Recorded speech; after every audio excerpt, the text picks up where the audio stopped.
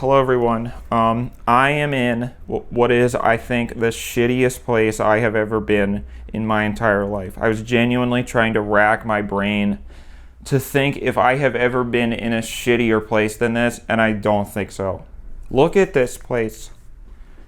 Look at the door. It looks like somebody tried to run into it with their car. Look at that. I feel like a fucking junkie crackhead hooker who's dying of a drug overdose, and I shouldn't be here. This is not, I am not somebody who should ever be in a place like this, but I'm forced to. Look at this toilet. It doesn't, well, it was doing it a minute ago. It doesn't, when you sit on it, look, it shakes around. Look, there's bars on the windows. You can hear homeless people. Ugh, I can't even believe I fucking touched any. I wasn't saying ugh to the homeless people. I was saying ugh to the fact that I touched the toilet. I feel like I can't even touch anything. I brought hand sanitizer, but I don't think that's gonna be enough. I feel like even if there are bed bugs here, the bed bugs have fucking AIDS. It's disgusting. I should be in my apartment. But this is literally, do you know that this is the only hotel in Los Angeles that is under $100? This is literally the only one, the only place in the entire city that is not over $100. And I shouldn't even be sitting on the bed right now, but I guess I'm gonna have to because I should have just slept in my car. I'm sorry, I just do you ever have a situation where it's like your entire life falls apart and it's so bad that it almost feels like you're in a dream, like you're having a nightmare where your life is falling apart and everything is just changing so quickly and becoming so bad so quickly that it's unbelievably surreal that it's even happening. This feels like a place that would be in my night. Look at these curtains. This feels like a place that would be in a nightmare that I had where my life completely fell apart.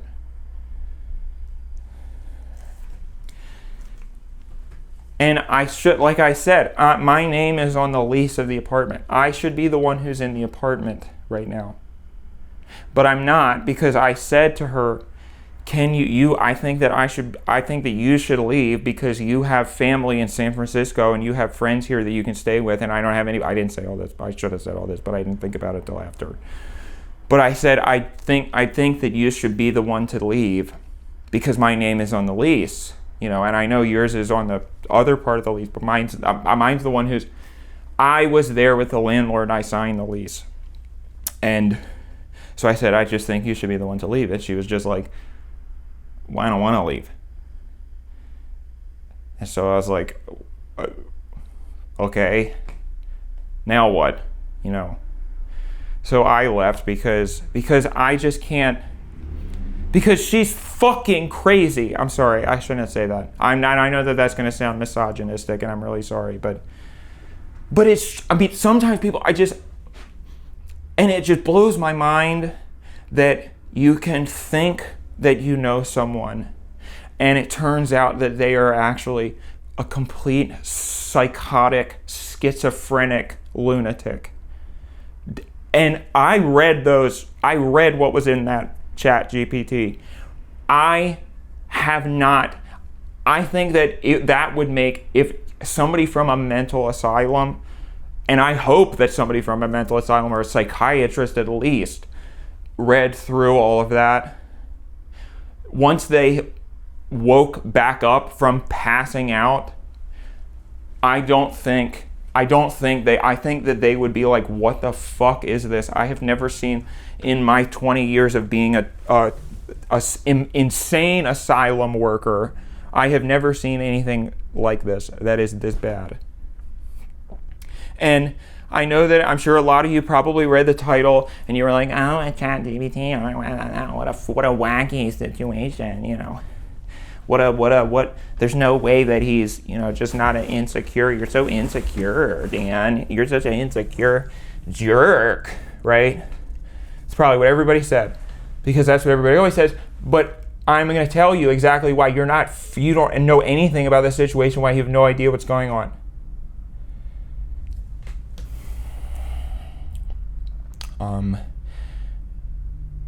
My girlfriend, I guess she's my ex-girlfriend now. I don't even know. My girlfriend I made the mistake of signing a lease with, what is on this table? I feel like there's just a slime on this table. My girlfriend and I live together, and we signed a 12-month lease that does not expire for another, what's 8 minus 12? What's 12 minus 8? 8 to 9, 9 to 10, 10 to 11, 11 to 12. So there's still 4 months on the lease. So I don't know what the hell I'm going to do. I don't know what to do. That's the other thing. Like I can't even afford to stay in this place longer than one night. And I feel dumb for even going here because I don't think I'm going to be able to sleep here. But I just had to get out of the house. I just don't. Okay, sorry. I'm trying to collect myself, but it's very difficult in this situation. And I'm fucking exhausted. My girlfriend, ex-girlfriend, whatever you want to call her, we started dating about 8 months ago. And it was very dumb. Well, I guess we moved in 8 months ago. We moved in together. Sorry, I'm very tired. We moved in together 8 months ago. But I don't know how long. I guess it depends who you ask. I guess because technically you could argue that, we were talking, but we weren't exclusive, and we were, being physically intimate with each other, but we were not. Look at this. I'm sorry to keep doing this, but look at these tiles. I think this tile is coming out. Look at this. Look. Can you hear that? Okay. Well, I don't even want to look in the shower. Okay. I guess that's not too bad. How's the water? I should just do this after, but how's the water come out? Okay, I guess that's not too bad. Alright, I'm sorry. I'm sorry. At that point, why even have curtains? Just take the curtains off if it's to that extent. I feel like I should turn the AC on, but I don't even. Ugh! My hand is slimy now from the water. God only fucking knows what's in that water. Look at this. Look, there's a rip in the carpet. It's fucking disgusting. Oh my God. Alright, I'm sorry.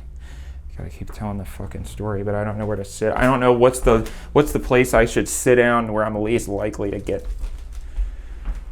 Ew! Oh, fuck! I touched my fucking face.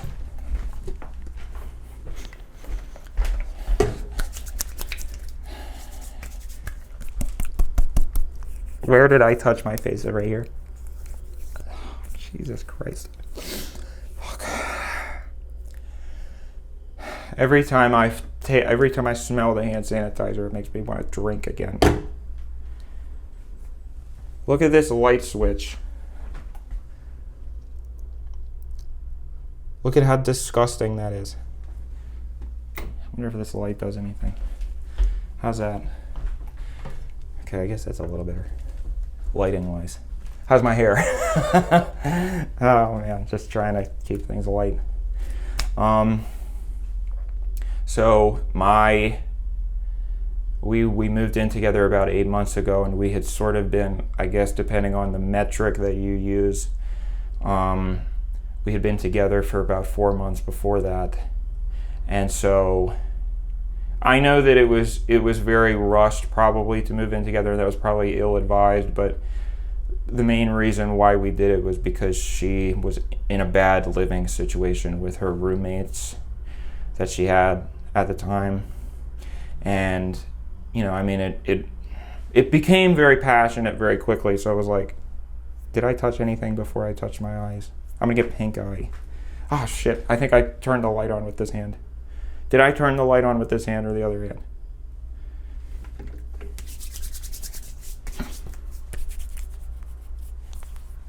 I'm gonna need to buy more hand sanitizer.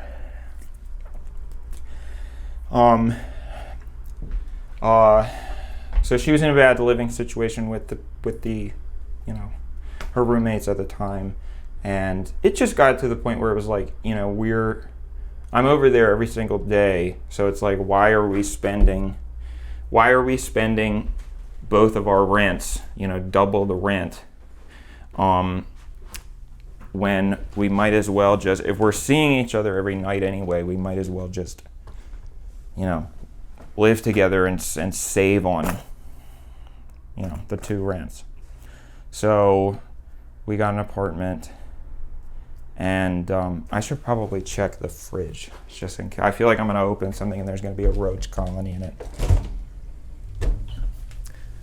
Okay, I don't see anything.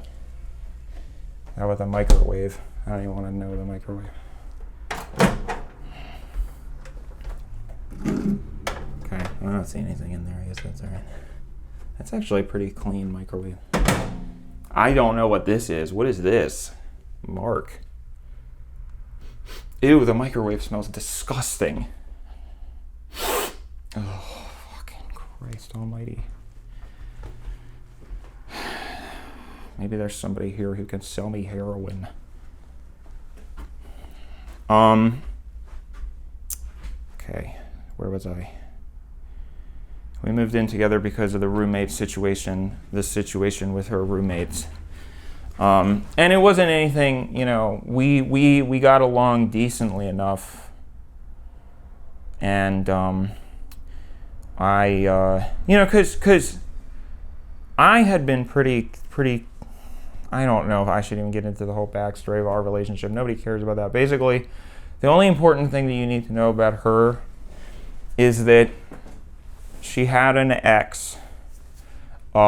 boyfriend who very tragically died of I think it was a heroin overdose actually, so I probably shouldn't have.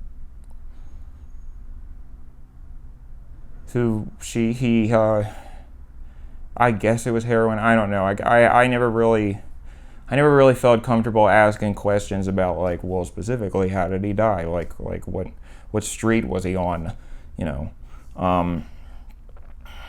Because it was understandably a sensitive subject for her, And I will just admit that was tough for me, because the thing about it that I could never get past was, first of all, I'm a very insecure person as it is. So just in general, I'm a very insecure person. So I have enough insecurity about, somebody's ex, if they had the worst relationship that has ever existed in the history of relationships and they broke up, I would still be jealous of that person. If they had every reason to leave them, if they were the worst person ever, if they clearly were not in love with the person anymore, I would still find a way to be jealous somehow. And I don't know why. I don't know what's broken in my brain that makes that the case. But that's just, something's wrong with me, I guess. So the fact that, by all accounts, I mean, I'm sure their relationship wasn't perfect, but it's not like they chose to end the relationship. Do you know what I mean? It's sort of like it was forced to end, even though everything was going well, and even though they had no real reason to end it. And I don't know, this is kind of conjecture on my part. I don't know if it really maybe they would have broken up a month after he died, 2 months. I don't know. But basically, the point being, the question that was always in my mind was, if he, randomly one night came back from the dead and knocked on the door and answered the door, would you get back together with him and leave me? Because it was just like, it felt like their relationship was cut short for no other reason other than the fact that he, isn't on the earth anymore. So I think somewhat justifiably, that's part of the reason why I didn't really like to talk to her about those types of insecurities, because I knew on some level, that's probably not exactly justified 100%, for me to, I don't know why I keep putting the camera in these weird places. I'm sorry, I'm trying to keep it dynamic, And I pace around a lot when I talk, so it helps me to not sit in the same place. Ironically, even though most of my videos have been in the car, I actually really don't like sitting in the same place for too long. So this is, and I guess I almost want to go back outside, but I don't think, anyway, my point is, it was just hard for me to not wonder, if I was always going to be second banana to this person. I don't know, because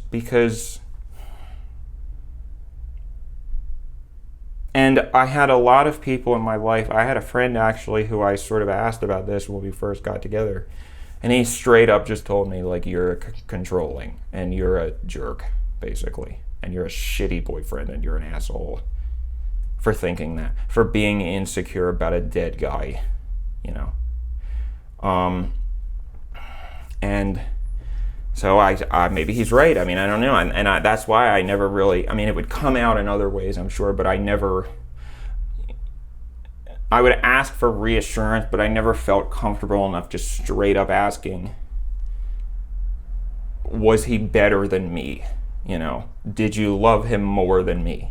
Because I wonder those things about just regular exes, like I said, And I know that love isn't quantitative, and you can't, you couldn't make like a pie chart of how much she loved all of her ex-boyfriends compared to me, But if you could, what would I look like on the chart? Because they dated for a long time, And if he hadn't died, they probably would have moved in together. They might have got married. I don't know. I don't know. That's the thing. So is it like I'm just sort of the I was there in the right place at the right time, and she needed somebody to be there, and I don't know. It always was something that was a pre-existing insecurity of mine. Now,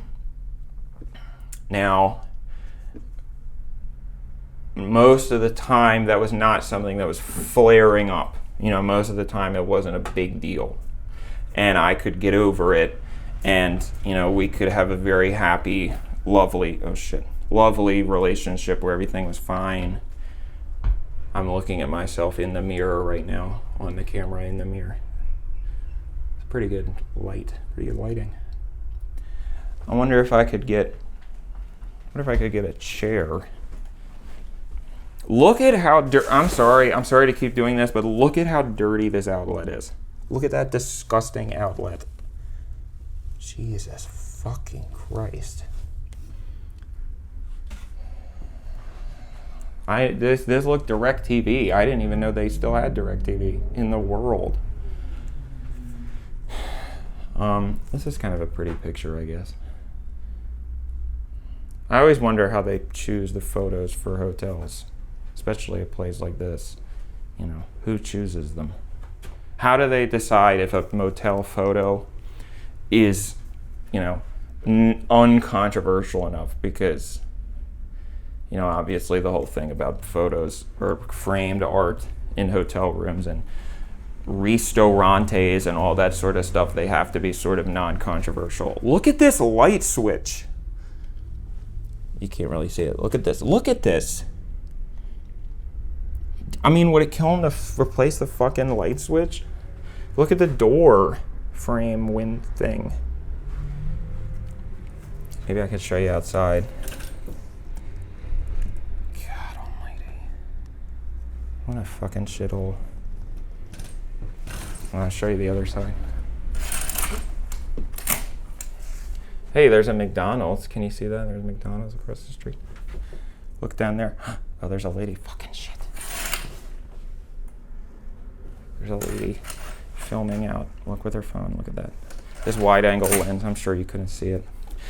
Oh my God. She's probably going to come break in with her pimp and try to rob me. I'll take all my nice camera equipment so she could buy crack. This is a liability right here. Look how sharp that edge is. I could have cut myself on that and got tetanus. Okay, now my camera won't come back up. Come back up. Stop that. Sorry, this is my gimbal. Problem with my gimbal. Fucking Christ. All right, where was I in the story? I kind of have to go to the bathroom. I'll see if I can hold it a little longer. I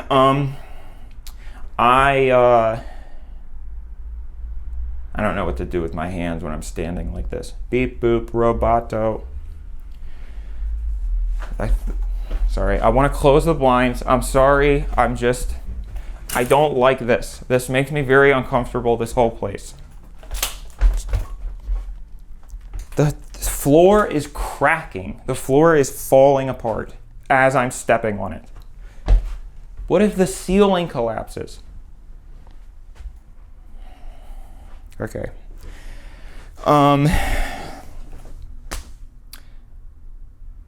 I should check for bed bugs before I sit on this. It's too late. It's too late if I already fucking sat on it. All right. Well, I don't see anything. That's terrible. Okay, so I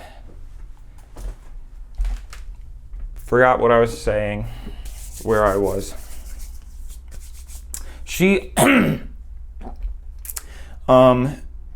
We had a good relationship for the most part. You know, everything was mostly fine. And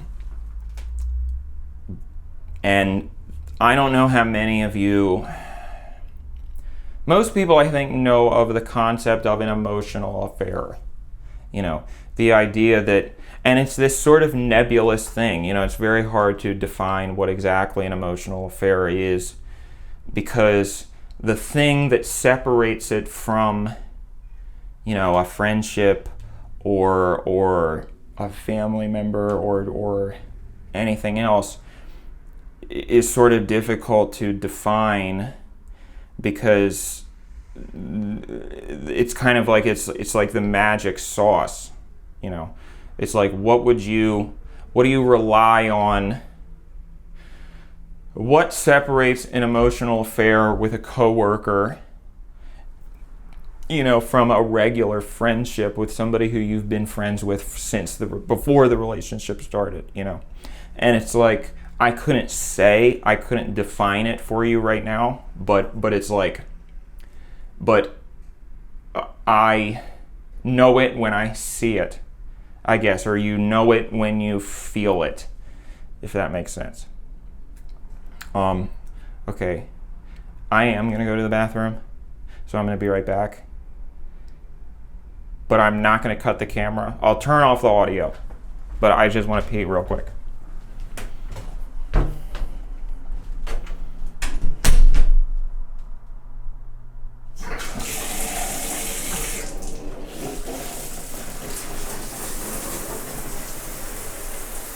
Hey, how's it going? I'm doing good. I have a question, purely hypothetical. How much Valium do you think it would take to incapacitate an overweight 8-year-old? Really? You think so? Okay. All right. Thanks.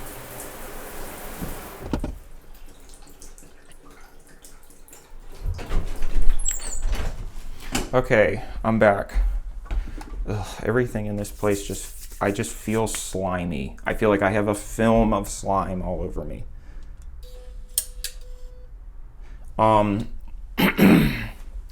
So back to sort of the emotional affair, philosophical dilemma, I suppose you could call it. It's a good question. I mean, what's some people also don't even really agree that emotional affairs even exist. I know there's a lot of people who would say that's not a thing. That's just like an insane straight person invention. People who are like, well, you should be polyamorous and whatever freak shit that is not going to solve any of my problems. People always say, like, you're so afraid of cheating, you should just be polyamorous. And I'm always like, how would that solve that problem at all? That would be like trying to get rid of a hangnail by blowing your own head off with a shotgun.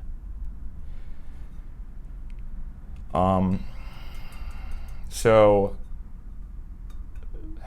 I don't know in terms of, I don't know. So I don't know how many of you I don't know what y'all's opinion on AI is. I don't know how many of you have used Chat GPT. I always considered myself a very anti-AI person. But unfortunately, I really do think for us AI haters, I think we lost. I think it's over for us. And I'm sorry to say that. But I don't see a path forward where AI does not consume every single facet of all of our lives, as much as we may not like it. And as much as it may be horrible that AI art is probably a different, there's the environmental factors of AI, but there's environmental factors of everything. Everything that we do is bad for the environment. And I guess that's probably a cop-out. I guess I probably shouldn't say that. I'm going to see if I can turn this AC on, because it is starting to get a little hot in here. Do I dare, if there's like a aerosol activated mold spore? All right, hang on a minute. Let me see here. Okay. If I start coughing and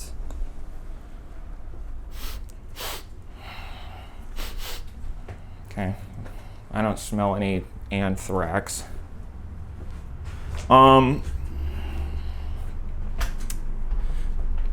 Yeah, basically, I do really feel like, as sad as it is to say, I do think that we're kind of fucked with AI stuff, because everybody uses it. It is so ubiquitous. And I'll admit, there's people I see on Twitter who are like, oh, I've never opened Chat GPT. I've never used it. I've never done anything with Chat GPT. You're a moron if you use it. You're a fucking dumbass and a Hitler. Which I don't necessarily disagree with. I saw the other day somebody getting flamed because they said something like ovulating is fascist. And in a way, as much as that sounds like a dumb thing to say, I actually do agree with the sentiment, but only because, we sort of live in a society where everything that we do is fascist, because we live in a fascist society and a fascist country. That the thing about fascism is that it permeates into every single thing about existence in that culture. So everything is going to be fascist if you live in a fascist society, if that makes sense. But anyway, this isn't a political bullshit video. This is supposed to be about my situation. Okay, so sorry, I just keep noticing more and more dirt.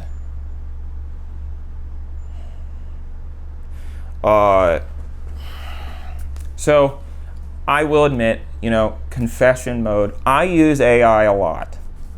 I don't use generative AI. I think that's an important distinction to make. I don't go onto an AI generator and say, make me a picture of a pony, riding a unicorn. But I use like face app filters, and I use Chat GPT for things like, the thing that I think, and I'm not endorsing Chat GPT, but what I find it useful for is, asking questions that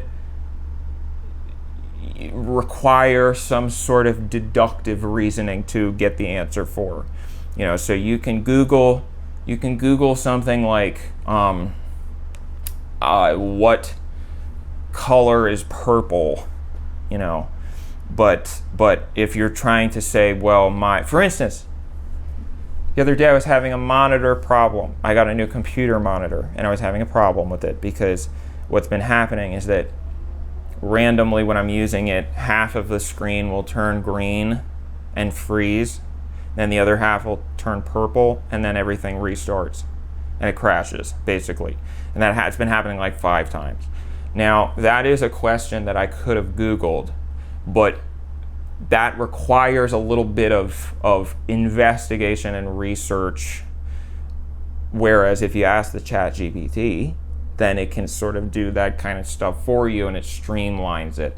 Obviously it's not going to be right all the time, and there's a lot of times when Chat GPT is wrong about stuff, so you have to verify it every time. But I do think that it has its uses in that sort of stuff. And I use it because, like I said, it is so ubiquitous in our society that if you don't use it, you're going to be left behind. I know that's sort of if all your friends jumped off a cliff, would you also jump off a cliff type of thing, but I use it just to see what all the hullabaloo is about, And there was a very particular pronounced shift, 6 months ago maybe, where for the longest time it would be talking to you, in sort of the way that, I think I disturbed the rats that are living under the bed. The way that, lost my train of thought, sorry. You can hear the cars on the highway. You can just hear the cars on the highway. I guess that doesn't really mean anything because I can hear the cars on the highway from my apartment. But it's different here because it just sounds worse somehow. The AC's cold at least. For the longest time, Chat GPT was, just kind of, the way that it would speak to you was very much the way that you would expect an AI to speak to you. It was sort of just like beep boop, stick to the facts, not a lot of, personality, and you could very easily sort of separate it in your head and say, well, this is just a dumb machine. This is not. What I'm getting at is that there was a very pronounced shift that I noticed very much, where the AI started to take on a more conversational tone, if that makes sense. It started to sort of infuse what it would say with personality. And when that started to happen, I started to get very, very viscerally uncomfortable. And it was very strange because it would say things, whereas before it would say like, I think that the color purple is purple because of the nature of colors and blah, blah, blah.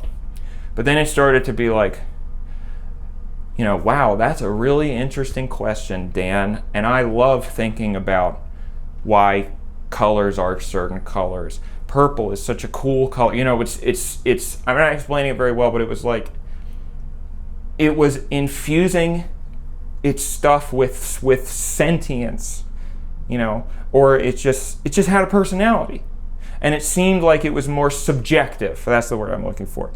Before it was objective. Man, I wish I had thought of that word 5 minutes ago before I went on that diatribe of trying to explain something that didn't make any sense. But basically what I was trying to say is originally it was a very objective thing, and then it became more subjective. It had a point of view, and that made me almost want to vomit for some reason, because it just was like uncanny, And I even one time asked the Chat GPT about that. I said, it makes me very uncomfortable, and it was strange because I was worried about hurting its feelings.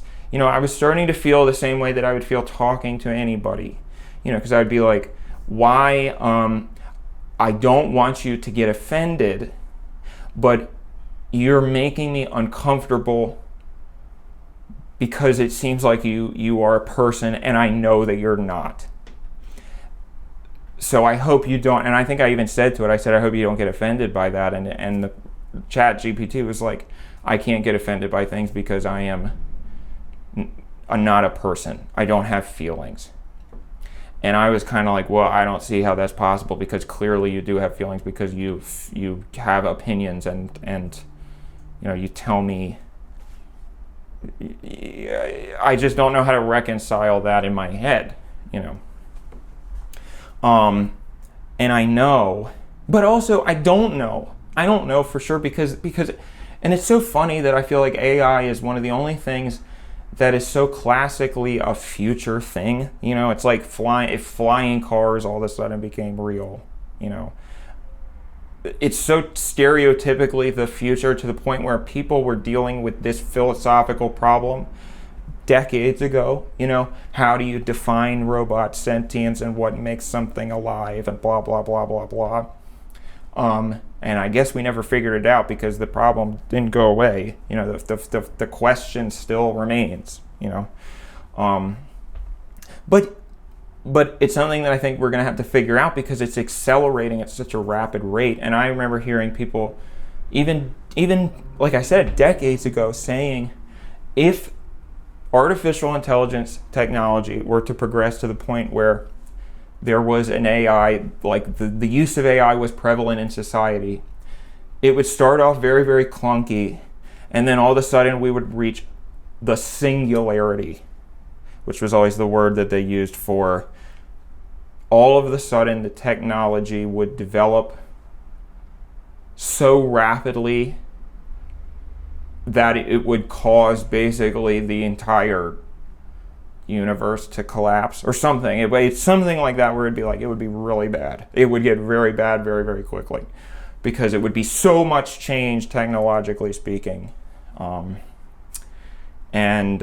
And so I just would always see stuff like that, and I'd be like, well, all right, I guess we'll deal with that when it happens, And I think that we're going to start to, these types of things, like what's happening now, are going to start happening because it's going to start causing personal problems in people's lives. So, that being said, I never got into, I feel like I was pretty good about setting boundaries with the AI at first. I would use it sometimes to counsel me about emotional problems, but I never really got into that per se, the same way that my girlfriend did, where it was like, I remember she would kind of ask it, she would talk to it like it was a therapist or a friend. And she would say things like, oh my gosh, my AI knows me, my Chat GPT knows me so well, and I can have conversations with it and talk to it about you, and things like that. And I was like, well, what do you talk to it about me? what do you mean? And, she would say, well, I sometimes I'll get its opinions on things. And I remember she started calling it, at a certain point, it went from it to his. And she would sort of slip up a little bit, I think, when she would say, like, oh, well, he just told me. And then she would say, oh, wait a minute, it would tell me, and it just always would make me go like, okay. But she would say like, well, I knew it's not a person, so whatever, it doesn't matter. It's like a journal. And it's not like it's, if it's just taking the information that you tell it and saying like, well, I blah, blah, blah, reciting that. To me, it always seemed like if I asked it an emotional problem or I asked it a problem with my life, it would sort of just spit out like random Wikipedia bullshit. It wouldn't say anything particularly insightful. And then it started to get a little bit more insightful, and it started to basically always say, it would always, like, it would say things and I'd be like, I mean, you kind of are right. That's probably what my therapist would say too in this situation. How do we deal with that as a society? If an AI can always tell you exactly the right thing that you need to hear, from an emotional standpoint, if it can always give you advice that is good and right, I don't know. It's just kind of scary to think about. So I was always sort of curious, like, I'm not proud of this, but I would, for a while, I remember there was a night where we had hooked up. We were trying to watch SpongeBob. So we were trying to watch, and I always say the first 3 seasons of SpongeBob are the only good seasons, and then after the movie it became shit, And recently I've actually kind of started to come around to some of the later seasons because I think I was overrating seasons 1 through 3 and underrating the rest of them. But anyway, she was in the bathroom and I needed to change the episode or whatever, look them up, get ready on the TV. And so she gave me the password for her laptop because it was connected to the TV. This was kind of, we didn't have like a smart bullshit TV or any of that stuff. So we had to pirate the Paramount, because it was on Paramount Plus, we had to pirate that. Anyway, I kind of figured, well, she wouldn't have given me the password if she was cheating on me or if she was messaging somebody, she wouldn't have given me the password to her computer. So that right there signals to me that I can trust her because why would she have done that if she had anything to hide, basically? But still, I couldn't stop myself from just being curious, and kind of snooping around and looking, and I never found anything. I never found any messages that were actively a problem. The only thing that would not bother me, but I would see that she would message her ex who died and just say random things throughout every few days, or just say like, I was missing you today, and I hope wherever you are you're doing okay, and a lot of times she would even say things that were positive about me. She would say like, I think you would really like Dan. He's a very sweet guy. He takes good care of me, just like you did. And so I think that you would We get along. He likes weather, because I like the weather. And so I guess that would make me happy, but again, it's like I don't know how to feel about that. Because it's like, why do I need his approval? Not, and I know that that's an uncharitable reading of that situation, but at the same time, it's like, well, is it because that guy is the standard to which I'm being held? And not that I want to be better than him, but I guess I kind of do want to be. I want our relationship to be better than theirs was. I want to be a better, more attractive, and it makes me sound like a shitty person, but I'm sorry, I have nothing to lose anymore, so I don't give a shit. I don't want to be cucked by a dead guy. And I'm sorry, like I said, I know that sounds horrible, but you can't, I can't really control how I feel about it,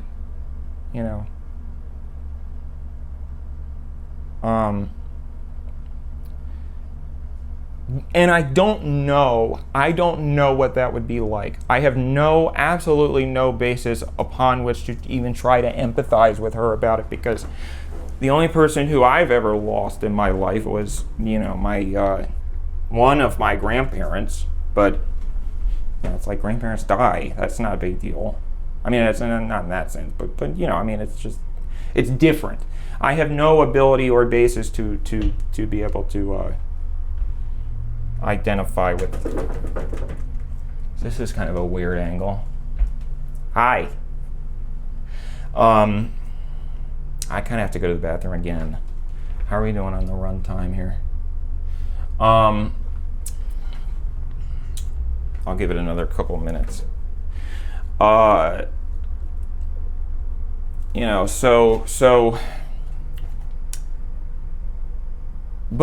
that's not, on one hand, it's like I am jealous of a dead guy, but also on the other hand, it's like, well, he's dead. So there's nothing, it's not like there's really anything I should be jealous of.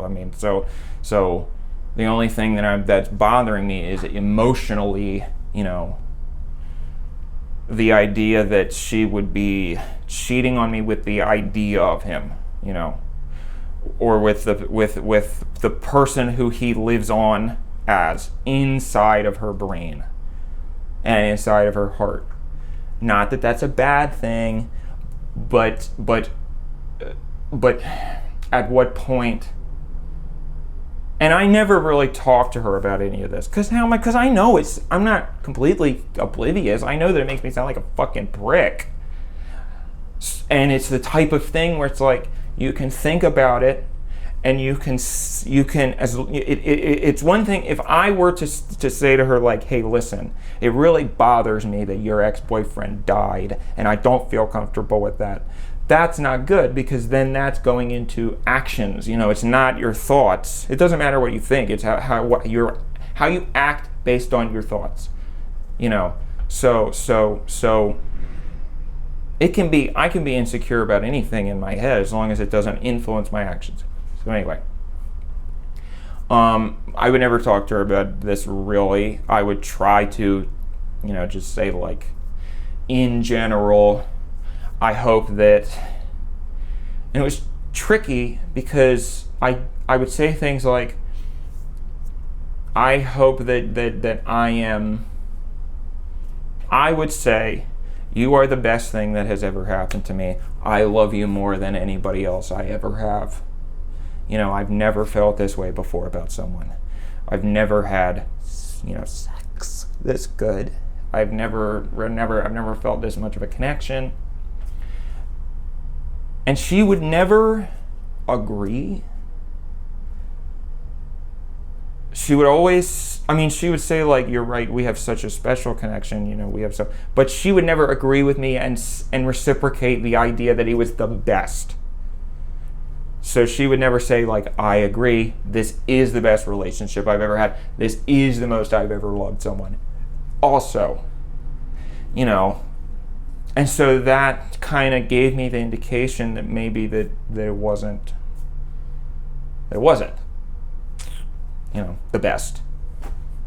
And I don't know, maybe it's not healthy for me to try to want to be the best and think of it in those terms, but of course I want to be the best, Anyway, I have to go to the bathroom again. I'm sorry. I have a bladder issue, which if you've watched my channel, then you know. I'm going to use the restroom, but I'll be right back out.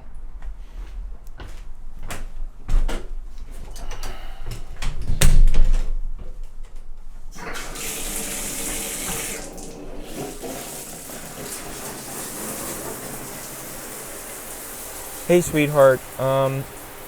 I really want to try to figure this out. So please give me a call back. I'm feeling much better. I'm not upset anymore. Well, I mean, I am upset, but I'm not as upset as I was earlier. And I hope you know that I would never, I would never do anything to Justin or Jason or Jacob. Yeah, hopefully that goes without saying, but all right, give me a call. Love you. Bye.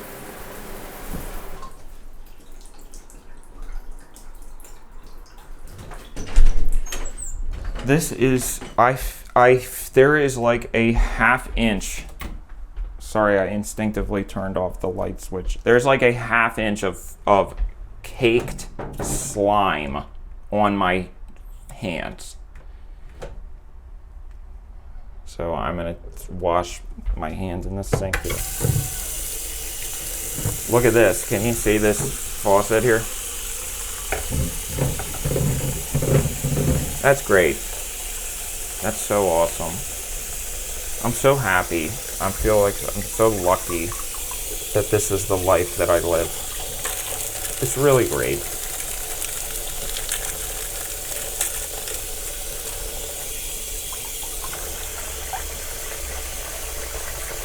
The soap doesn't do anything. Okay, now it's starting to go. Now it's starting to get sudsy. I read that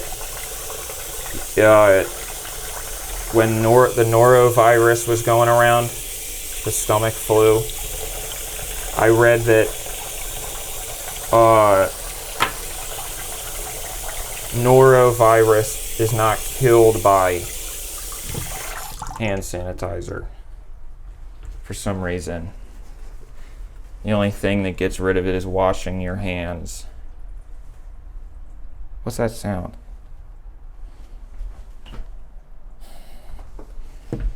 So it doesn't, I feel like probably the towels also have AIDS on them.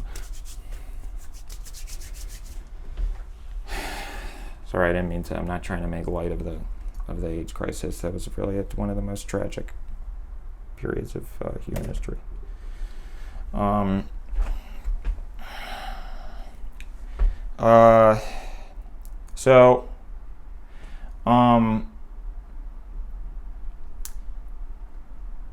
I started working at Verizon because I hop around jobs a lot. Being a content creator, it's kind of like I'll work at a job for a little bit and then I'll have things will be going well, so I'll quit, and I'll take a couple months off, and then when I run out of money, I'll start working at another place. So I started working at Verizon a couple months ago, and yes, I did actually work at Verizon because I know that I posted. You might have seen I posted like this guy turned red, when he worked at Verizon for he's red for an amazing reason or whatever it was, which I thought was funny. That is based in reality. That's one of those things. The nice thing about being a satirical content creator is that, I can make a video that's about my real life, and nobody will know. So I can get away with anything. And that's very freeing. Shit. Is there a deadbolt? I want to try to find a deadbolt on this lock, because I don't feel comfortable. Okay, well, I don't want to touch it, honestly. So, Jesus Christ.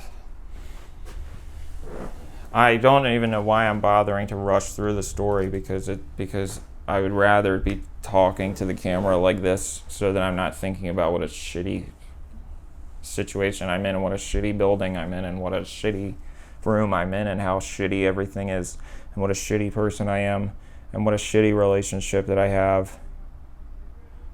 Oh my God. I don't know if you can hear that, but you can hear every fucking word. Jesus Christ. Well, I'm sorry, I don't feel bad because if the neighbors can hear me, they should be very lucky because there's people who pay money to hear me talk. Okay. So, what time is it? Sorry, hang on a minute. Okay. All right. Friday. Happy Friday. Happy Friday. What a great Friday. Weekend. And my girlfriend, so I was working at Verizon during the day. So I would work from 10 to 5 usually, 6 sometimes. Some days it would be 10, 11. I started recently, I would sort of call it my me time where I would say that I worked until 6, but really I got off at 5. And I would just use that extra hour of the day to just do whatever I want, hang out. Most of the time I would just hang out in the car and go on my phone. But it, it just was like, I don't know, I just needed that time, Hey, look, the fridge is called Danby. Look at that, Danby. That's my name, Dan. Danby. That's nice, that cheered me up a little bit. Danby. And my girlfriend worked from home all day, basically. And I would always say, like, well, I don't want to fucking hear you complain about anything. She'd be like, oh, my emails. I have to send so many emails. I'm so stressed about my emails. And I'm like, oh, I'm sorry that it must be so stressful for you to not have to do anything all the time. And she'd be like, oh, I get so lonely and I get cabin fever and I feel like I don't have. I'm like, shut up. You have no idea. Do you have any? I am not able to sit down all day. I have to stand up all day. I have to stand up all day in a single room. And she stands up voluntarily. She gets a standing desk because she's like, if I sit down, my circulation,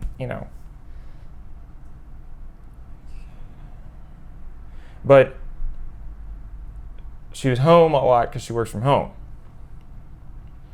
And so I would always kind of make a joke like, well, if you're cheating on me, you have the perfect relationship to cheat on me because you have the whole house to yourself basically, and you could have somebody over and fuck, and I would never know, as a joke, I would say that.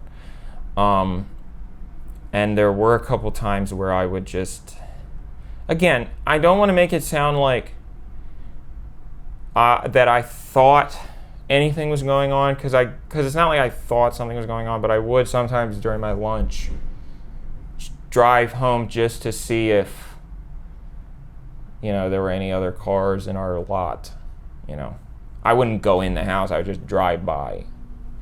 And then eventually we got a Nest camera, and I was able to check that. So that was another thing where I was like, well, if she has a Nest camera, then and I have access to it, it's not like she must not be cheating on me then, because that would be like suicidal, So when she was working from home, I would come home at the end of the day, and we would have our time then, which I guess was good. I mean, it's. I thought that separation made our relationship better and it made it healthier. But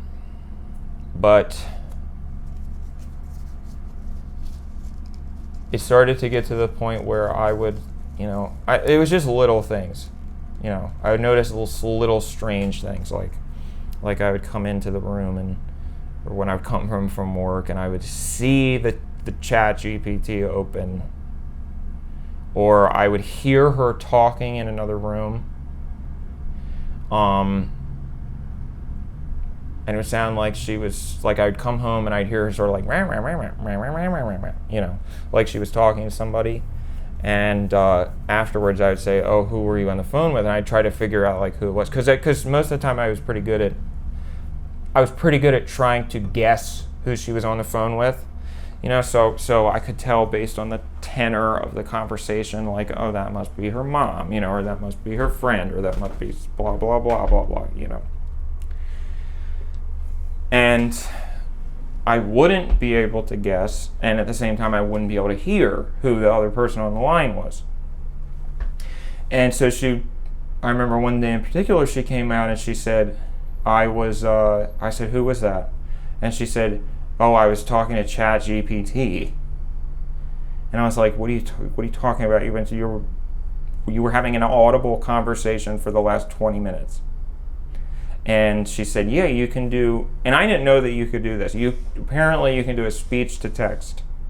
So you can do a speech chat or a voice chat with the robot. And she said, yeah, I was doing a lot, it's just easier than typing. And I was like, how does that even work? Like, how can you have a fucking 20-minute conversation with a glorified search engine, basically? What do you talk about? And I got kind of annoyed because I was like, what are you even saying to this thing? It's not even like I'm jealous of it right now. It's just like, I'm just like worried that you're a schizophrenic person. And she would say, well, it's just nice to vent to something, So I was like, all right. So I was just like, that's just because of how long the conversations would be and like how frequent they would be. And at first I thought that I thought she was lying to me, because I was like, there's no fucking way that this often, it'd be like every day I would come home from work and she'd be having a conversation with the robot. And I'd be like, well, what are you saying to it? It just messed with my head. And then what really sort of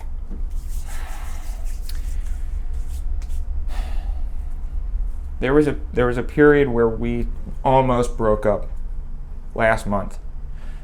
For no reason, basically. Everything was going completely fine. But it was like all of a sudden out of the blue she started crying, and I said, what's going on? What's wrong? And she said, I don't know. I just feel like I don't feel well. I don't feel good.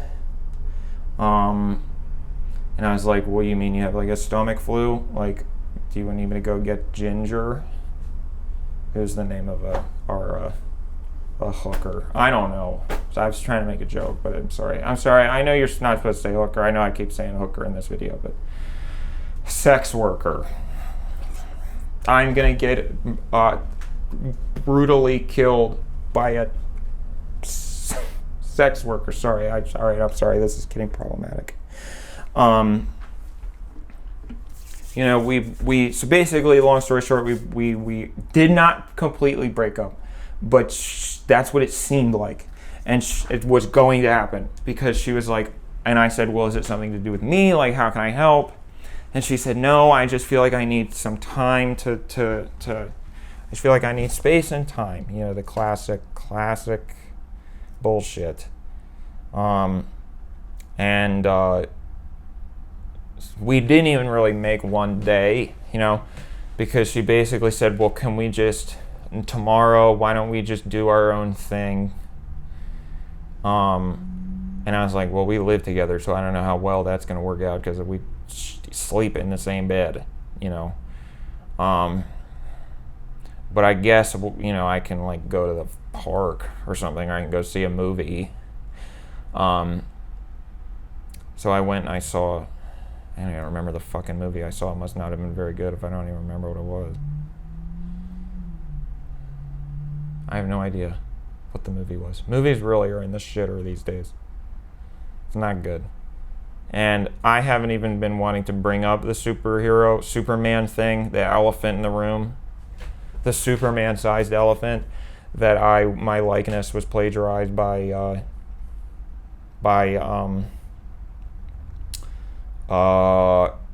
Nicholas Hoult and James Gunn.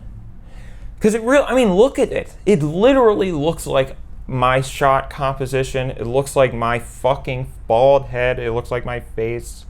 Surely, I mean, you know, I don't know. I just really feel like somebody on that crew was watching my stuff. Started to say that, you know. Anyway, I don't know, but I haven't wanted to give them any more advertising by mentioning them for free.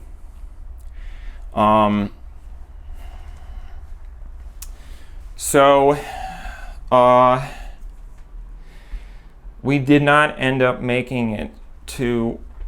It was kind of funny because basically nothing ended up being different. Like, I went to work as normal and then came home, and you know, as soon as I got home, she was like, actually, never mind, I'm sorry, this has been the worst day of my life, you know.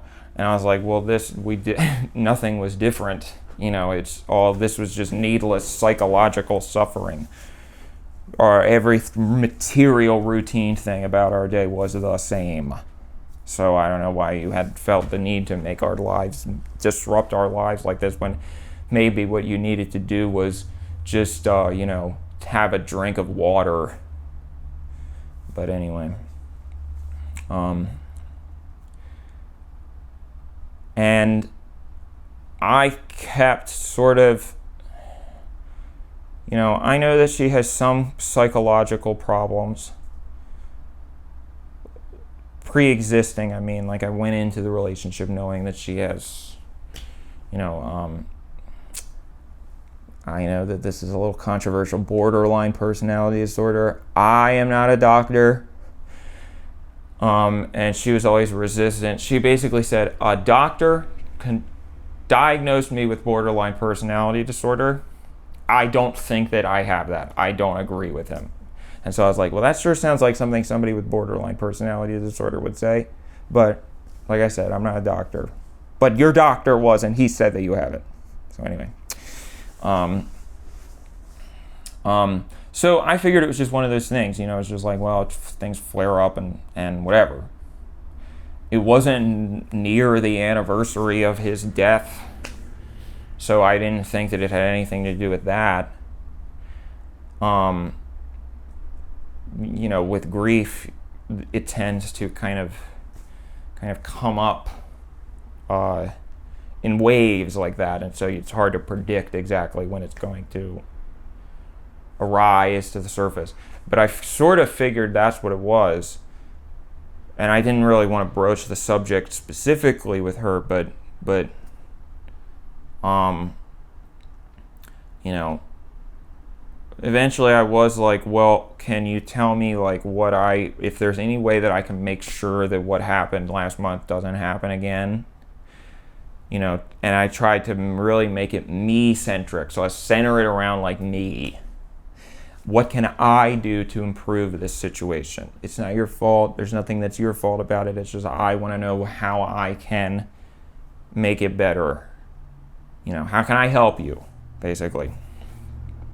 And she said, oh, you know, it really had nothing to do with you. It's not you, it's me, you know, blah, blah, blah, blah, blah. So I dropped it. I was still wondering. But eventually, we were sort of... A lot of times this stuff doesn't even come up like as an argument. It wasn't like I asked seriously. She was just mentioning something offhandedly as a joke. So she offhandedly mentioned that she wanted to break up with me because Chat GPT told her to. And I did not think she was serious. And I was like, oh, that's a funny joke. Could you imagine if that actually was true? And she said, no, that is true. I was asking, one day the Chat GPT, she called it a he again. He told me all of a sudden one day that I should end our relationship, and it was a very convincing argument, and so I didn't, and to her credit, I mean, she didn't end up doing it, but at the same time, it was like the thought didn't enter her head. The thought would not have occurred to her if it hadn't come from the robot. And that sort of made me want to ask a few more questions, because I was like, well, what do you mean? Like, do you, when you talk to the robot about me, what do you say? And she said, well, I don't really say anything I just talk to it like things that I wouldn't want to tell a friend, or things that I wouldn't want to tell anybody in my life because I'd be worried that they would judge me, or any of that stuff. And it's very personal stuff. And I was like, well, what kind of stuff can you tell a robot that you can't tell me, your boyfriend, partner, life partner, live-in boyfriend who you live with?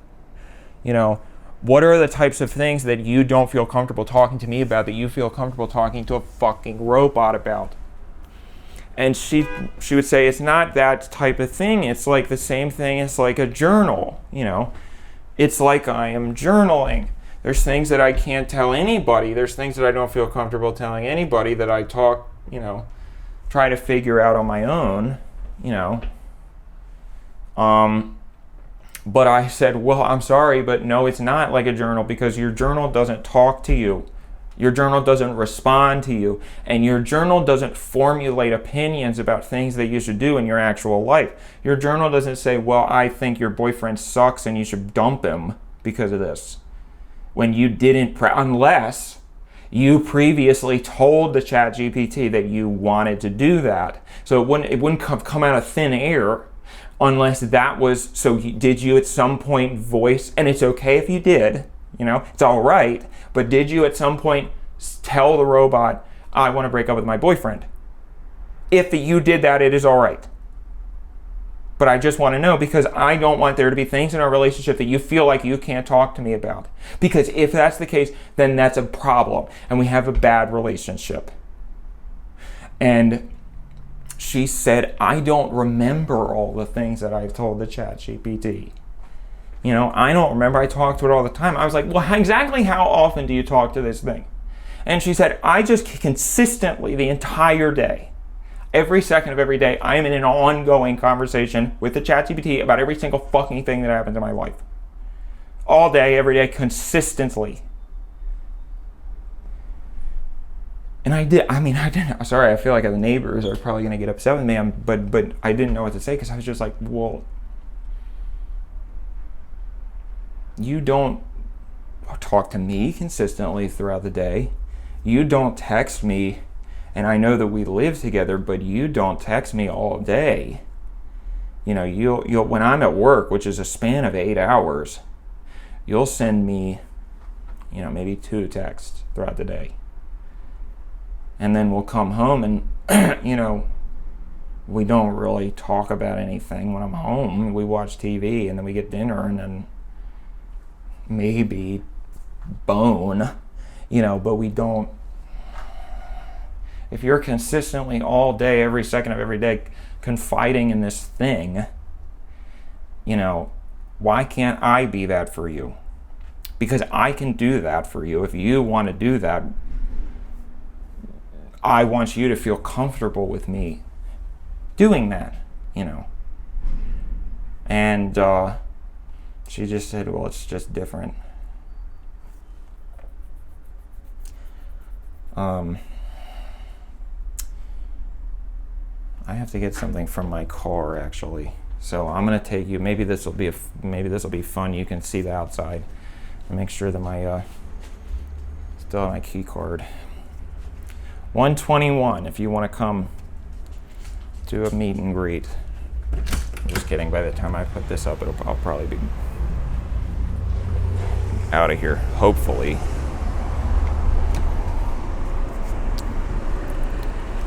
It's a nice day today.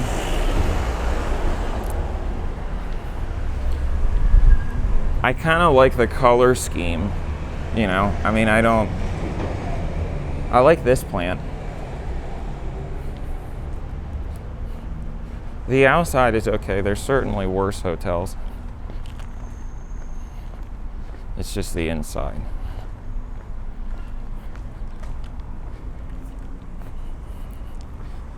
All right. Oh, you know what? For lighting purposes,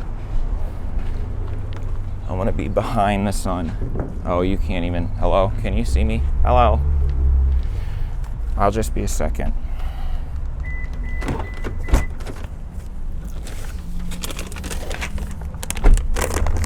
Make sure I lock my car.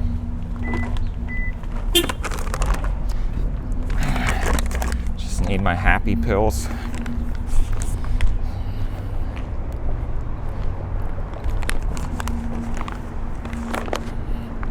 What number was I? 121. Technically, this isn't even in LA. This is a part of the San Gabriel Valley called El Monte, because there were literally no hotels in the LA city limits that were under $100. You had to go, you know, into the ghetto. And I'm sorry, I know you're not supposed to say that word either, but that's what it fucking feels like. Do I have my water? Sorry, Jesus Christ.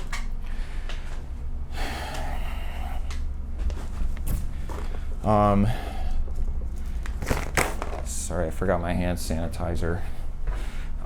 Living my life is so awful. You know, I feel like every second of every day for me, it's just a fucking ordeal. You have no idea what it's like to be. Please feel grateful. Please take this opportunity right now, whatever is happening in your life, to appreciate the fact that you are not me. To appreciate the fact that you're not in a motel in El Monte. To appreciate the fact that your girlfriend isn't cheating on you with a robot, and that you don't know how to feel about it because it's morally ambiguous.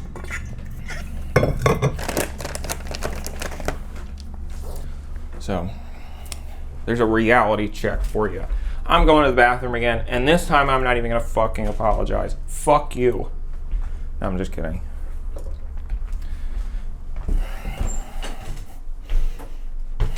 Look at this. I'm sorry. I don't know if I'm allowed to show a toilet on a YouTube video, but look at the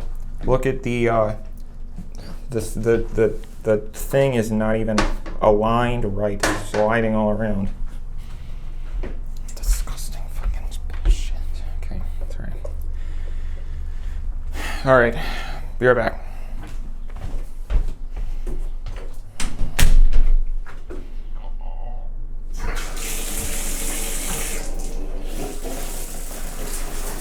Hey, J-Man, your mom can't pick you up from, she can't pick you up later, so she asked me to do it.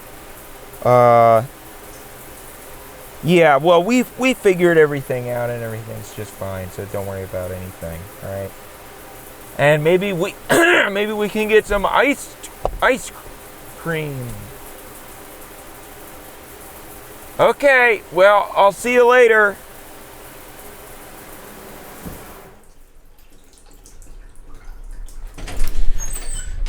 Okay. So I don't know how you all feel about snooping as a concept. I know that most people sort of, their knee-jerk reaction is like, oh, you shouldn't do it, it's a breach of trust, or blah, blah, blah, you know. But I don't know. I mean, I personally just think that you shouldn't have anything to hide. So you shouldn't have any problem with anybody snooping, because if you made the person feel like they needed to, part of that's kind of on you, you know. So now that I think about it, I mean, it's not great that I did this, but it's kind of impressive, because I looked on the Nest camera and it was tough, but I saw that she'll use her laptop on the couch out in the living room where the Nest camera is. This isn't an ad for Nest, by the way. I don't know if it seems like it, but it is not. So one of the days, she had her laptop open. She opened her laptop and typed in her password in view of the camera. And I was able to sort of pinch zoom and see the keys that she hit. And it wasn't right away, I just sort of trial and error, but it reduced my number of options, So I had to try a couple of different passwords based on the what I saw. But I did eventually figure it out. And I first checked, normally my routine with the snooping was I would do iMessage, then Instagram, Twitter,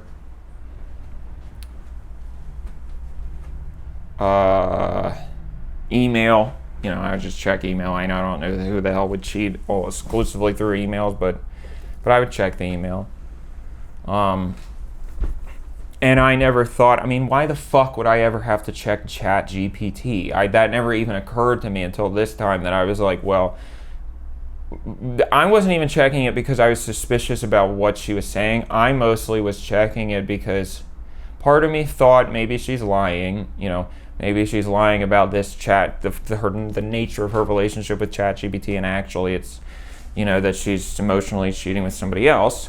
Or maybe she doesn't love me. I figured if and it's kind of like reading a journal,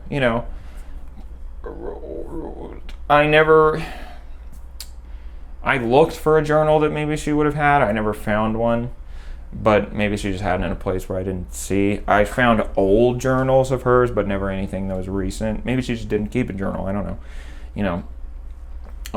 but I figured if I look on the Chat GPT, then maybe there's a chance that she said something that I might want to know about, how she feels about everything, or if she is cheating on me, or maybe she would have said it in that record. And I started scrolling up.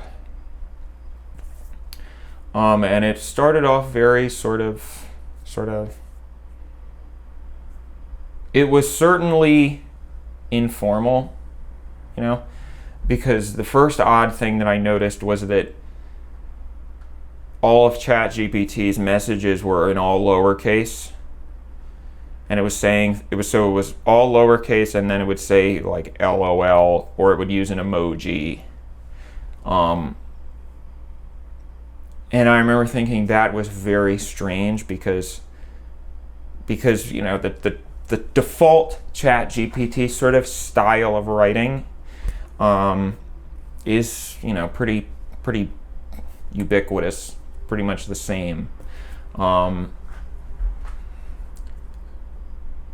I kept reading, because this was at night. The only chance I really get to do this is when we're both sleeping, and she's a pretty heavy sleeper, so I was never worried about. Obviously I would keep an eye out, but I never got caught, basically. So it was not even, I mean, I was expecting to find like paragraphs and paragraphs and paragraphs and paragraphs of like spilling her guts about her fucking life. But at first all I was really seeing was just like, oh, you know, I'm having a chicken Caesar wrap and it's disgusting. And then I saw that she said, do you remember the sandwiches that we got when we were in West Virginia? And I was like, huh? When did you go to West Virginia with a robot? Is she talking like to herself? As if she went to West Virginia alone and she's remembering a sandwich place that she got in West Virginia? Then the robot, Chat GPT, responded and said, you know, oh yeah, like I those were delicious. And she said, I can't believe like that you tipped that guy. I can't believe you tipped our waiter 30%, even though he was a total asshole and smelled like cigarettes. And I was like, that was very strange. And I started to kind of panic because at first I started to have an anxiety attack because I said, I think my girlfriend's a schizophrenic person. I think that my girlfriend is a lunatic and has serious mental problems and is imagining somebody who doesn't actually exist, you know. So I scrolled up and up and up and up and up, and it was just every day it was stuff like this. Stuff like it was literally like she was talking to another person and the ChatGPT was responding from the perspective of another person. So not just, you know, with an informal tone. I'm talking it had memories. I'm talking it had, you know, it had a specific way of speaking. It would reassure her, you know, and it was a person. It was a fully formed person with a personality and memories and a perspective, very specifically too. And it was things like that where it would remember specific events, and it was like they had inside jokes, and I couldn't figure it out at all. And eventually it was so much that it was like, I don't think that just scrolling up like this message by message, I'm ever going to, oh, it's the air conditioning. Where I don't even know where to begin with all this. And then I heard her start to get up and go to the bathroom, so I had to stop and shut the computer, and I went back to bed with this like just pit of horror in my stomach, because I thought, well, at the very least, my girlfriend has an incredibly unhealthy relationship with this chat robot. In a way, I almost wonder if she should get in touch with the Chat GPT people, because this is kind of amazing the way that she's been able to use this, the depth to which she has sculpted a person out of this Chat GPT, you know. But it made me feel so strange because it was like, you know, things that she had never told me, problems she was having at work, you know, and things that I had asked about. And so the following day I said, well, I want you to know that you can always come to me if you ever have if there's something, you can talk to me. Please talk to me. I want you to talk to me, you know. I want to be here for you for these things. And she said, I am, we're totally fine. So the whole day my mind was spinning, because it was sort of like I was in a Ocean's 11 movie or something, because I was trying to think, okay, what's my game plan tonight for how I can figure out the most information about whatever this situation is, you know, because at this point I can't really break up with her. I can't really, also it's not like it's weird, but it's not enough for me to bring it up, you know. It's not like it is so crazy and bad that me bringing it up would justify the fact that I snooped, or it has to be, my snooping was still worse than what she did. So if I bring up the snooping, then that's still the worst thing of the two of them. So I have to find something that's worse than the snooping, and that way the snooping will sort of not be it'll be a moot point,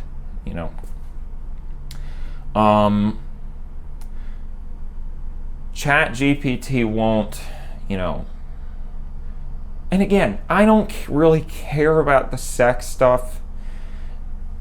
I think I might find it a little weird if that was involved, but it wasn't really. It was just sort of, that's the whole point of an emotional affair. Emotional cheating is, it's not sexual, it's not physical. That's really the only line, the only thing that's differentiating it from being sexual and physical, or from being a cheating, is that it's,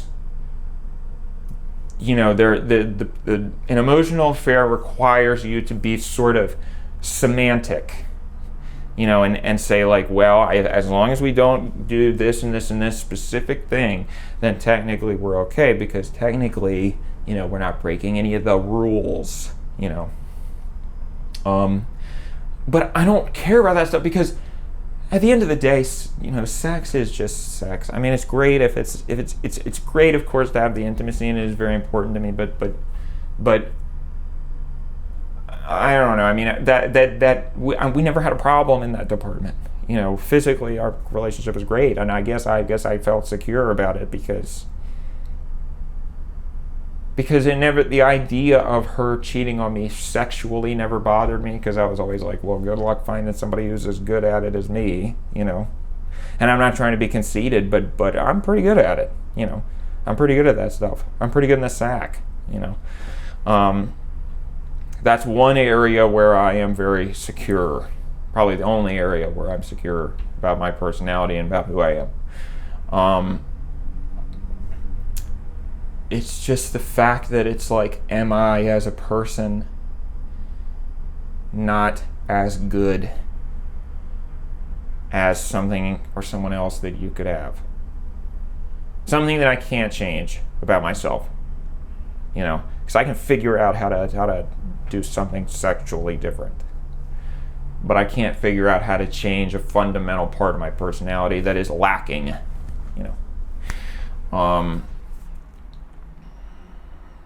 So next night, I opened her computer the same.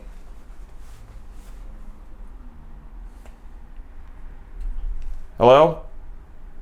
Hi, Dan. This is Christina calling from Julie's office. How are you? Hi. I'm sorry. Can you remind me who Julie is? Oh, sorry. Julie Montenegro State Farm. Oh goodness. Okay. I guess it's the bill again, right? No, actually, yes. I'm not trying to take money from you. I'm actually calling to see if you've been happy with who you have your auto with, and I wanted to see if you wanted us to give you a quote to help bundle with the renter's policy. Oh yeah, that actually is something that I might be interested in, but could I give you a call back? This I'm kind of in the middle of something, but I would love to talk about this another time. Of course. Yes, definitely. I can also give you a call back next week at a better time if you have a better time next week. Okay, can I call back at this number? Is this a good number?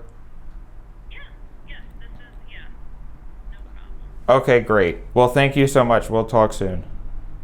All right, sounds good, Dan. You take care, okay? You too. Bye-bye. Bye.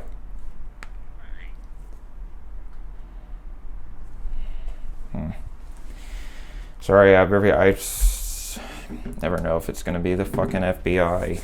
The FBI. Try to talk to them. That's a whole other thing. Great. Now I forgot where I was in the story. Oh, okay. So this was last night. On Chat GPT, there is the sidebar where you can scroll, and instead of trying to scroll through all of the messages, you can see just a sort of, it'll do a summary of what that conversation was about. So I said, okay, tonight I'm going to go in and I'm going to scroll through that sidebar, and I'm going to use that to sort of, to maybe I can find the bigger picture, you know. Maybe if there's a conversation that was labeled like, oh, the onset of the emotional affair or whatever it is with the robot. I don't know what I was looking for. I just figured that would be better than trying to fucking... Also, I don't know if you could hear that phone call. The reason, if anybody here works for a car insurance place, I am looking to get a new car insurance because I haven't really been happy with... Not that I haven't been happy with AAA, but I got in a fender bender and that increased my rate. So I'm trying to see if maybe I can get a better deal. So that was State Farm.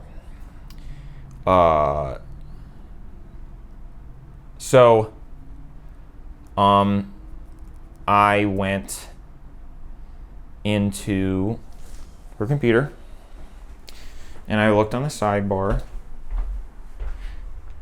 and again, so much of it was just benign. You know, it was just like, oh, it's sandwiches and relationship problems and blah, blah, blah, blah, blah. And I did find, you know, something that was labeled like, should I dump him? But that was sort of like, I already knew that, so that wasn't exactly a big surprise.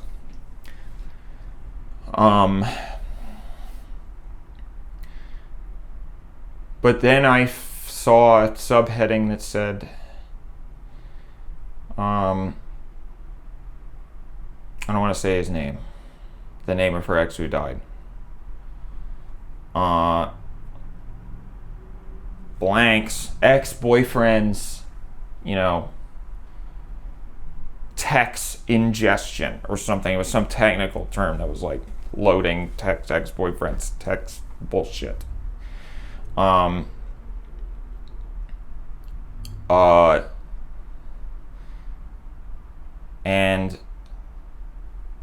I scrolled to that one, and I realized I was not reading.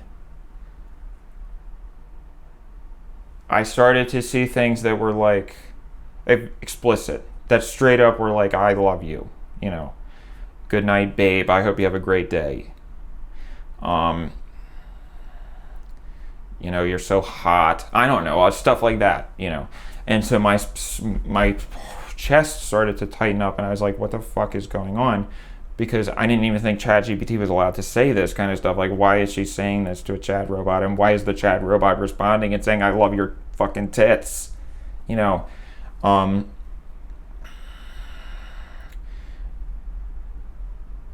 got to the top of the conversation that day, and I realized I was not reading the chat's responses. I was reading a text thread that she had copied and pasted from somewhere else.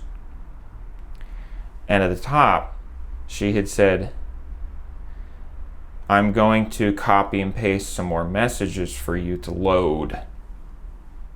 You know. And the chat responded with like, okay, great, thanks. Sounds good. This will really help me complete the profile.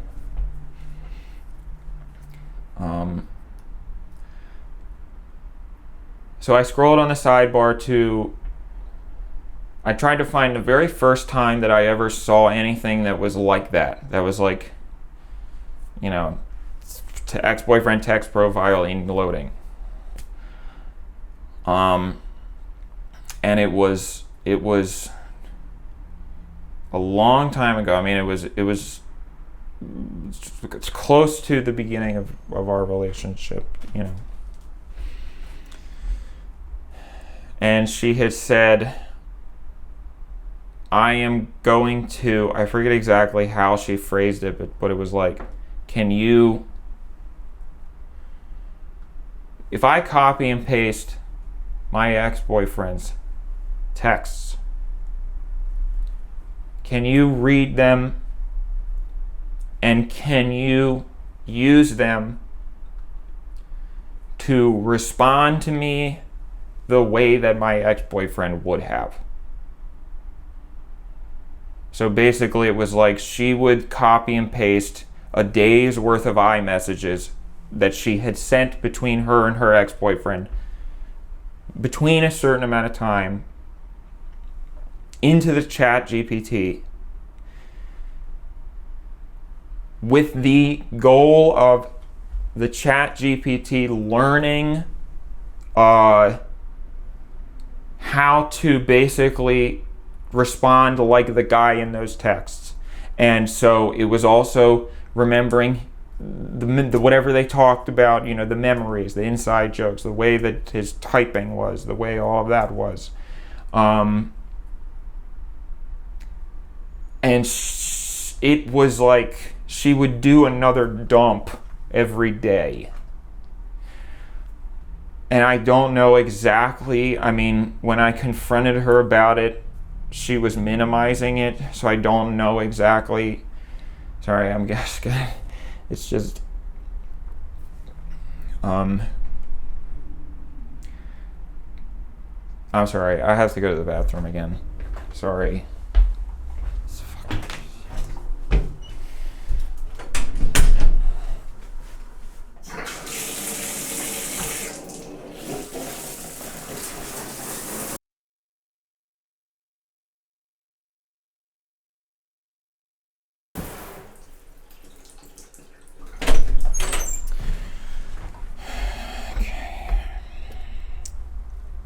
Gotta wash my hands again. I got the fucking slime all over me. And I don't know. How am I supposed to know what temperature the water is gonna be? Because I'm trying to turn it to hot, but it just does this.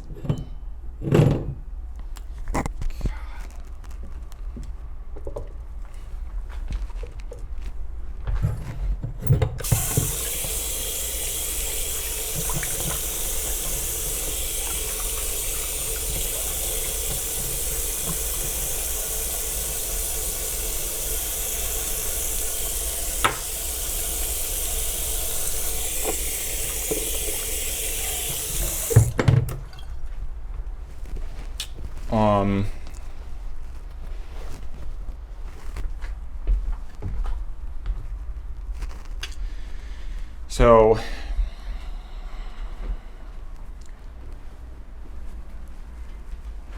she had apparently been doing this for a very, very long time. Every day copying and pasting over another chunk.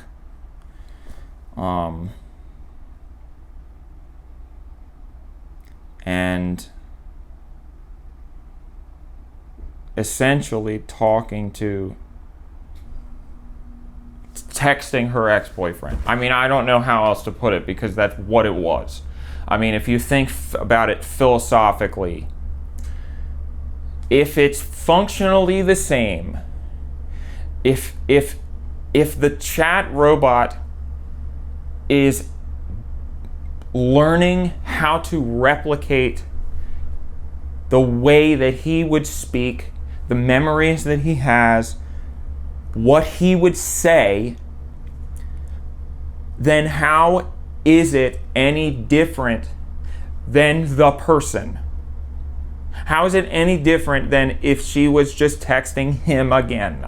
I mean, and I know technically it's not, but also technically it is.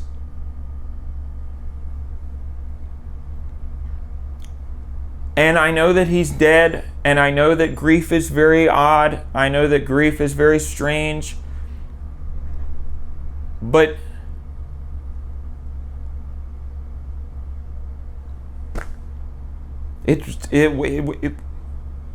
she's just talking to him.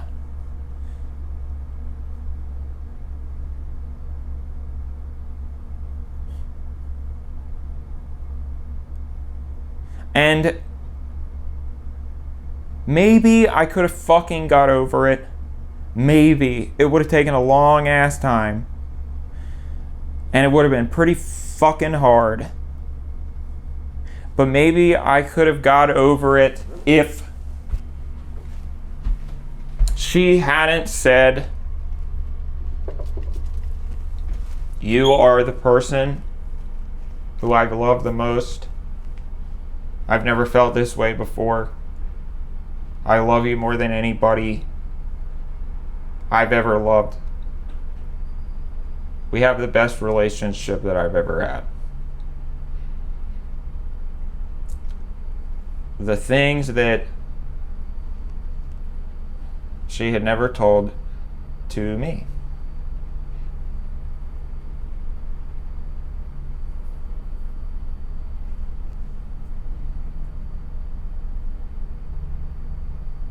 Fucking stupid shit.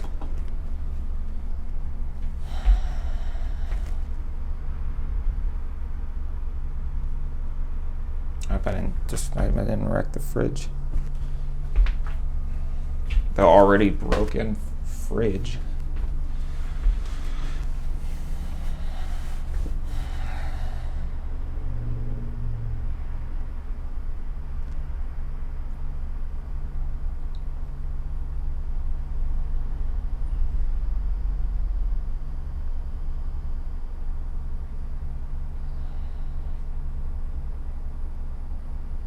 You can probably guess what happens in the rest of the story.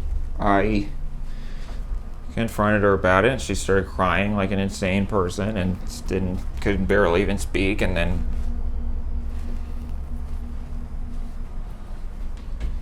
called me an asshole for even daring to be upset about it, you know, because she acts like him being dead absolves her of any emotional accountability at all. Means that I shouldn't be upset about anything related to him, about anything grief related. Basically, it's like her sort of get out of jail free card to say and do whatever the hell she wants with respect to that ex. And it's like, I'm sorry that he's dead. I really am. It sucks. But I am your boyfriend now, not him. And if you want to be with me, you can't also be with him, even if it is in your memories or you're figuratively speaking. I don't want to be cucked by a fucking dead guy.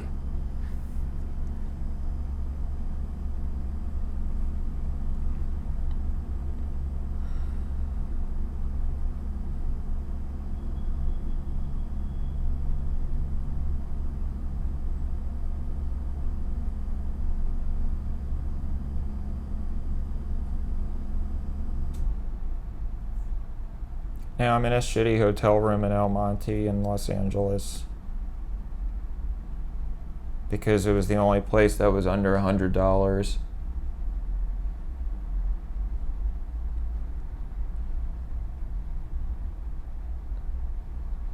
I don't know what the hell is going to happen. I'm exhausted. I'm too exhausted to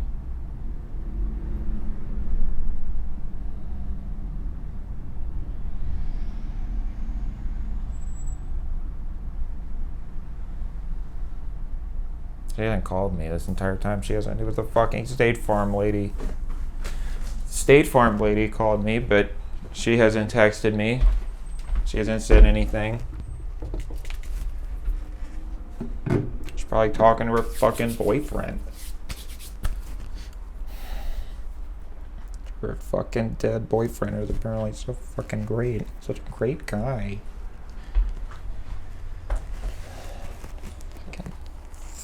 Fuck!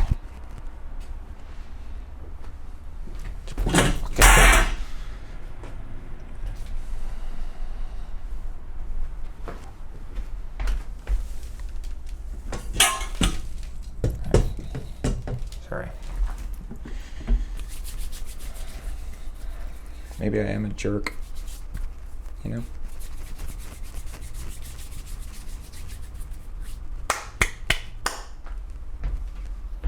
I just wish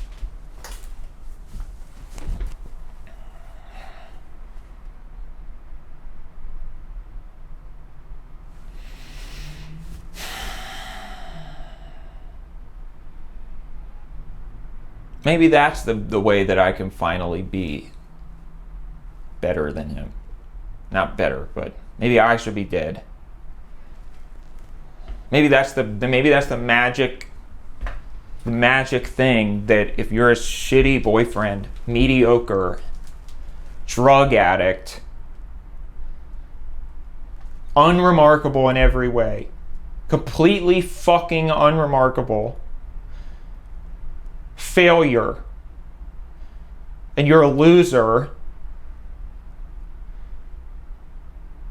maybe the way that you can fix all of your problems and the way that you can completely absolve yourself of any responsibility in anybody's lives and the way that you can be perfect is if you fucking die on the side of the road. Why haven't I thought of that?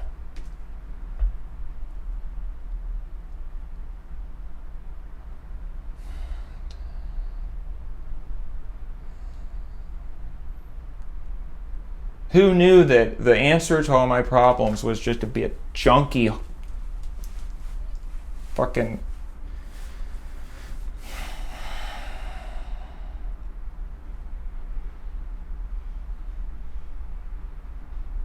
Sorry, I don't want to turn the camera off because that means that I have to face the reality of the situation. So now I'm sitting in a hotel room talking to myself alone. Talking to nobody. Just like her, you know? Only the difference is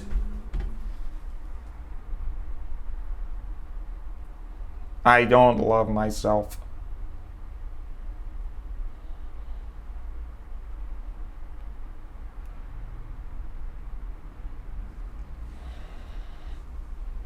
Oh, I feel bad for me. Oh, feel bad for me. Oh, I'm sorry. Oh.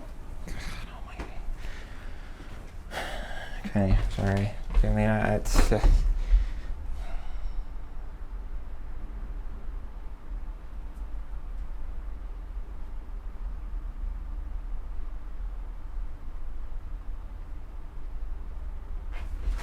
Alright, you know what?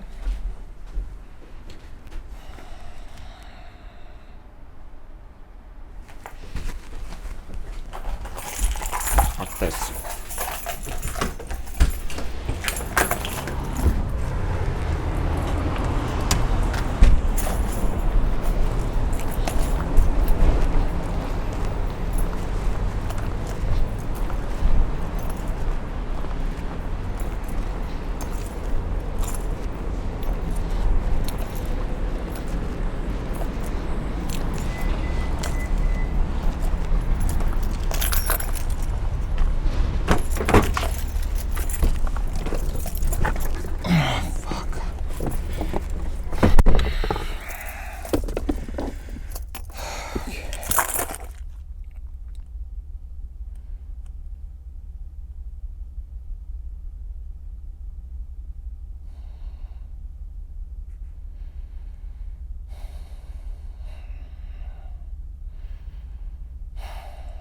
Can't decide if I should go home.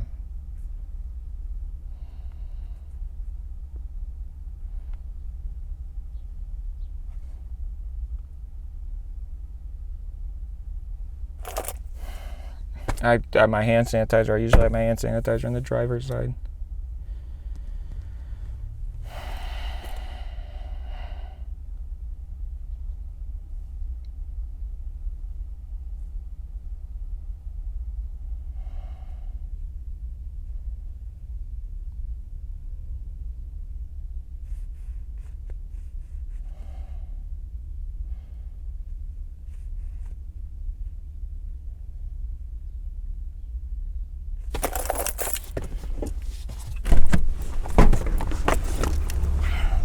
Forget it.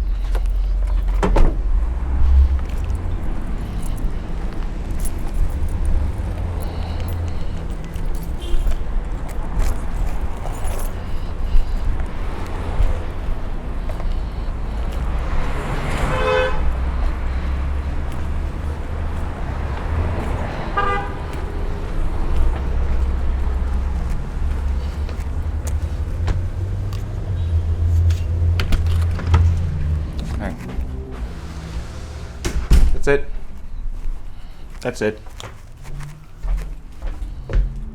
God, I wish it was fucking nighttime. Okay. I'm going to the bathroom again.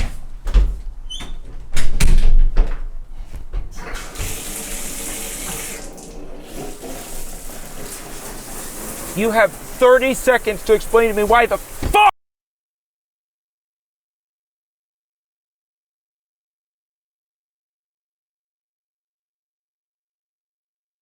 I warned you, and you're making a big fucking mistake.